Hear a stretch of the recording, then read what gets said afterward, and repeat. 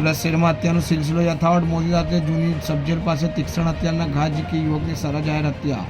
શહેરમાં કાયદો વ્યવસ્થા દિન પ્રતિદિન કથળી રહ્યો છે। ગુનેગારો બેફામ બની રહ્યા હોય અને ત્યારબાદ જેવા ગંભીર પ્રકારના ગુનાઓ સામે આવી રહ્યા છે। દરમિયાન હત્યાનો સિલસિલો સુરત શહેરમાં યથાવત છે। ગતરોજ લીંબાયત વિસ્તારમાં બહેન સાથે પ્રેમ સંબંધમાં શકમાં ભાઈએ યુવકની હત્યા કરી હતી, જ્યારે મોડી રાત્રે હત્યાની વધુ એક ઘટના સામે આવી હતી। જૂની સબજેલ પાસે મોડી રાત્રે કેટલાક ઇસમોએ તીક્ષ્ણ હત્યાના ઘા ઝીકી સરાજાહેર એક યુવકની હત્યા કરી મોતને ઘાટ ઉતારી નાસી છૂટ્યા હતા, જ્યારે હત્યાના આ બનાવને પગલે સ્થાનિક પોલીસ દોડતી થઈ ગઈ।